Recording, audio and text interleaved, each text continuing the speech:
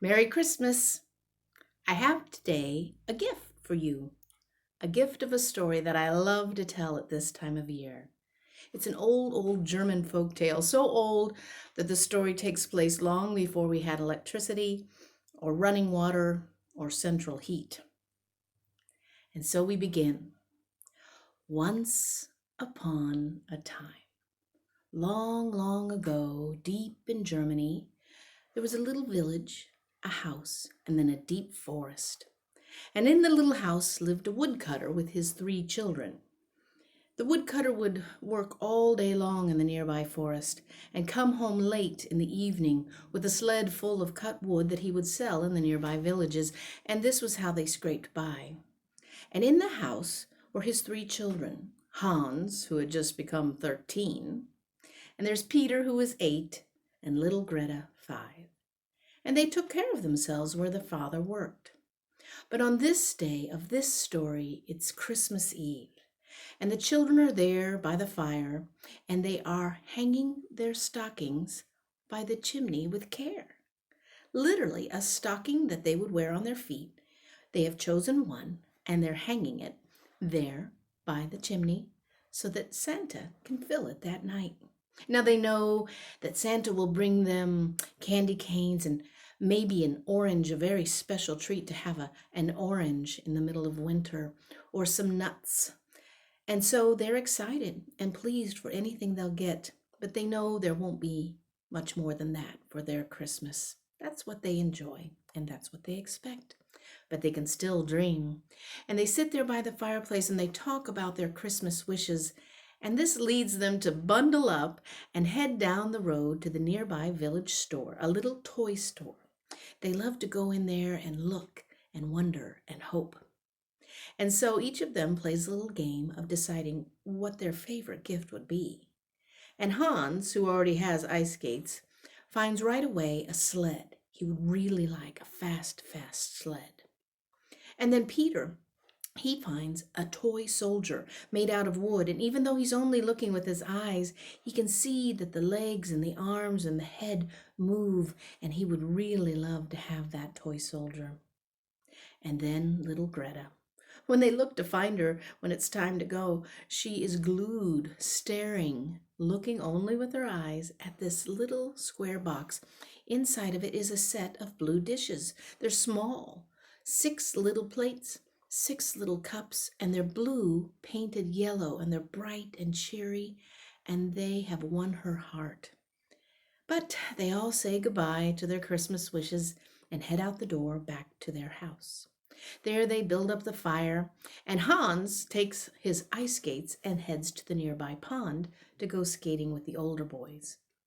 But Peter takes care of Greta, and they snuggle in there by the fireplace, and they look at their empty stockings, and they think about Christmas morning. And soon Greta begins to yawn and heads up to bed where Peter tucks her in. She sleeps right away, and that gives Peter the idea. He has a few pennies. Maybe he could make her Christmas wish come true. And so he grabs his pennies and he finds, counting them out, he has only 3. But he's filled with hope as he makes it quickly down to that toy store. And he asks the storekeeper, how much for that set of little blue dishes? 10 pennies, that'll be 10 pennies. Do you have it? Do you have it? Well, Peter says, no, I only have 3. Ah, you can't have that gift, but maybe you could buy this chocolate heart. And the storekeeper shows a chocolate heart that is about this big and it's wrapped in foil. And he thinks Greta would like that.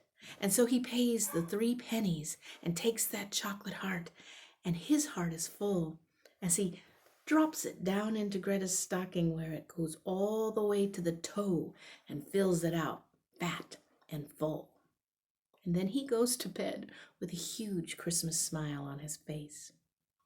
And he's so sound asleep that he doesn't hear when Hans comes home, even though he's loud and tromping and getting the snow off his feet. He hangs his skates up and he goes over to the fireplace to warm his hands, and yeah, he smells something in their house that he has never smelled in their house before. He smells chocolate. And when he looks around for the source, he sees that it's in Greta's stocking.